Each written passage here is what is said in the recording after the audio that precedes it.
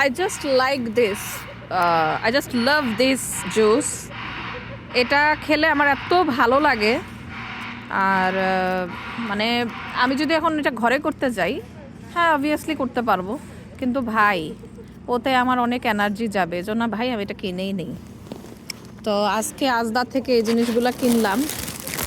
আর এটা স্পেশালি এখন ভালো মতো খাওয়া শুরু করছি, বিকজ ছেলেকেও খাওয়াইতে হবে, নিজেরও খাইতে হবে। এটা ভালো, এটা খেয়ে আমার ভালোই লাগে। কিছু জিনিস কেনাকাটা করলাম। আর এই দেশে আসলে আমার কাছে মনে হয়, আমি তো লন্ডন টন্ডনের কথা জানি না, হয়তো বা আরও দূরের জায়গায় ভালো আম সেরকম পাওয়া গেলে যেতে পারে, কিন্তু এইটাই এখন মানে খেতে ভালো লাগে। ঠিক আছে, এখন কিছু করার নাই, দেশের মতো টেস্ট তো পসিবল না। আর এইটা, এই জিনিসটা যে কি মজা, জাস্ট মনে হয় ক্ষীর। হুম